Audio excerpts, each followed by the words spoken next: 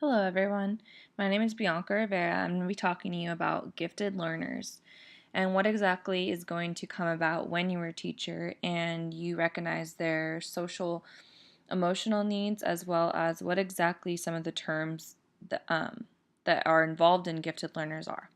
So I'm going to start with looking at the National Association for Gifted Children. This website kind of gives you a better idea of what a gifted learner is. Just like a lot of terms in teaching, there's nothing that is exactly defined the same by everyone. So this kind of just goes into the giftedness, intelligence, and talent of these learners and the concepts that are kind of involved. There is a wide range of beliefs about the word gifted. So it kind of just goes into multiple meanings. This link that I provided is a glossary of terms that kind of come up no matter where you're looking at, whether it be in a textbook or online. When looking at characteristics of gifted learners, signs, different talents, different weaknesses. So that kind of just gives you a broad website that you can look at and then maybe go into different ideas. This is also a quote from the website that talks about gifted learners. It says, "Gifted individuals are those who demonstrate outstanding levels of aptitude and competence in one or more domains. Domains include any structured area of activity when its own symbol system."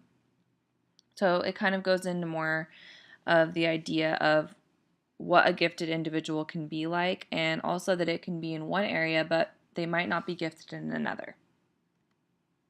So, some possible characteristics of gifted learners. These were pulled from different websites. Master skills quicker or with ease. Extensive vocabulary in particular areas. So this is like as the student comes into your classroom, you might recognize that they're starting to pick up the concepts quicker. They're completing their worksheets or their activities a lot sooner than the other students. So they might feel bored sitting at their desk, or you notice that they're on top of things a little bit more than the majority of your class. They have an intense energy level. This is something that was very common when I was doing my research, that they really enjoy learning, and whether it's something that is challenging them or coming to them easy, they like to get it done and they have a lot of interest within it. They're introverted, possibly, perfectionist. They have a lot of leadership. They like to guide the other students, and they observe prior to participation. So they really want to understand what exactly that is they have to do before they try to just go into the assignment. They want to develop a plan of attack. So these are just possible characteristics. This doesn't necessarily mean that in order for them to be a gifted learner, they need to have every single one of these. It also can mean that these are not any of the things that the child has, and it could be that they are classified as a different type of gifted learner. So these are just kind of the main ones that stuck out to me that I noticed were common in my research. So, with the social and emotional needs of these children, again, these are just some of the ones that I pulled, but some of the things that you might need to be a little bit more attentive to. The teachers and the parents need to be aware of the children's strengths and the potential problems.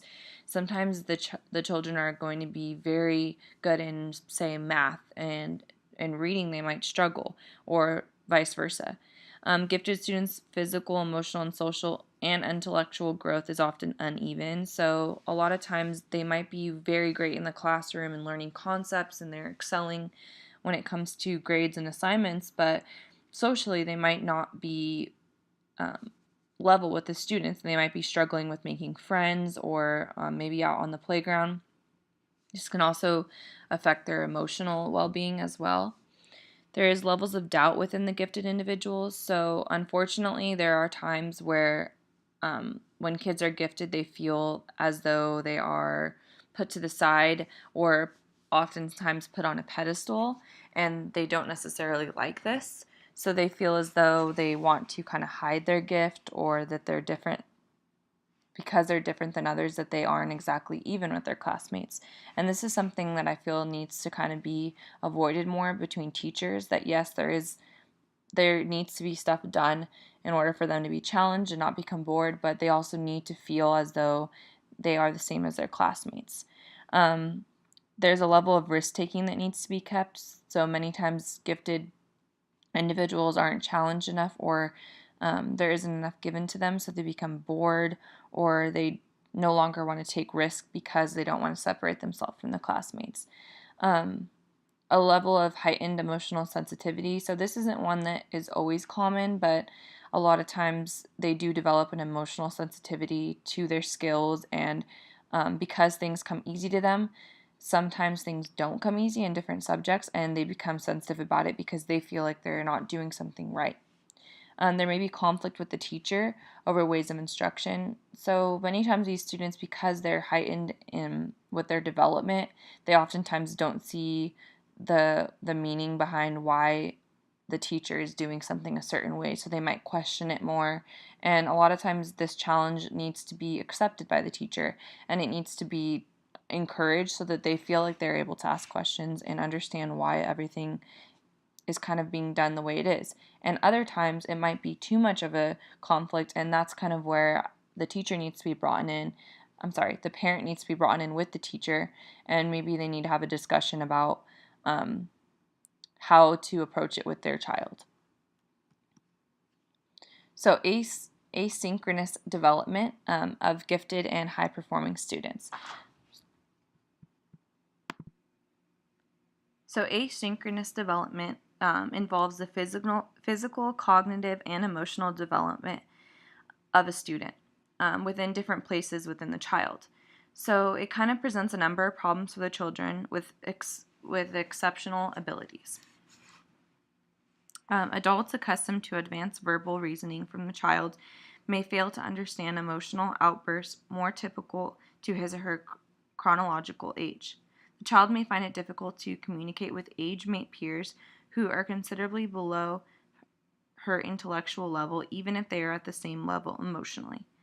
So in general, the greater the level of ability, the greater the discrepancies. So this kind of has to do with the child being at different places of development with their physical, cognitive, and emotional self. So this can also present a number of problems for the child, while also it can be a good thing. Because they're at different levels, it's sometimes confusing for both parents and the teacher. So when these kind of learners are presented, it's important that the teacher has a source of communication with the parents and the child as well, and keeps kind of up to date with how they're feeling on these different levels of development.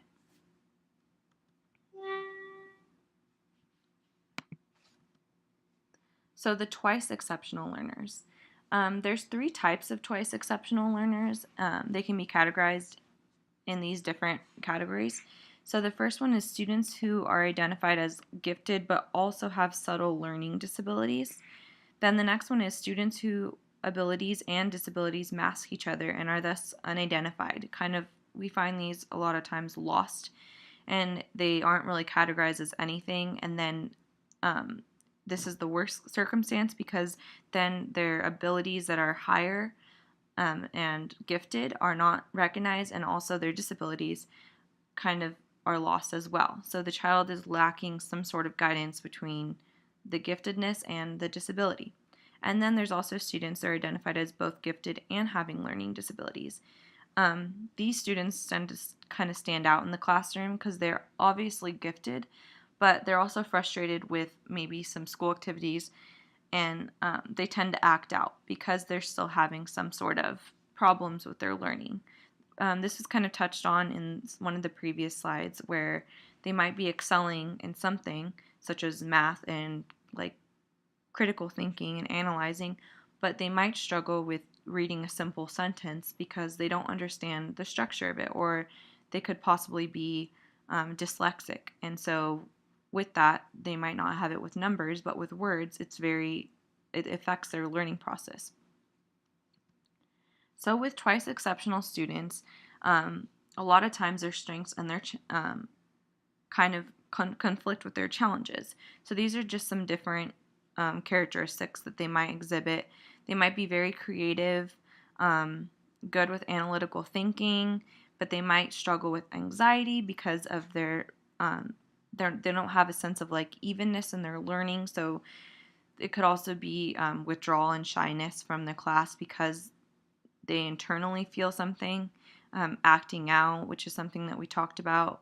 Also, poor organization. Again, these are just ones that I pulled from the website that I was felt kind of stood out and were pointed out in the rest of my PowerPoint.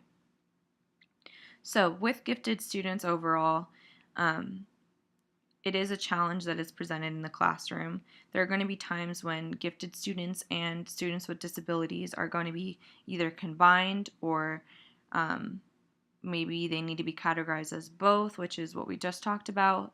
So it does take, as a teacher, it takes more time. It takes creativeness to understand kind of where the student is. It takes a lot of communication with the parents. And overall, it's worth it to try to make sure that the student gets exactly what they need as a learner.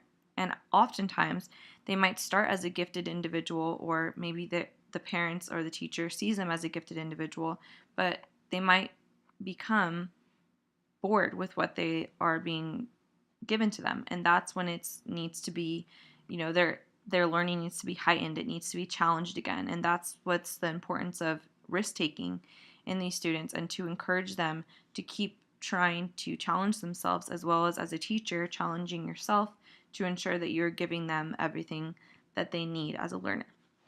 And this is just a list of the resources that I used. I listed the book as well as multiple websites that really helped me in furthering my understanding with gifted learners. Thank you.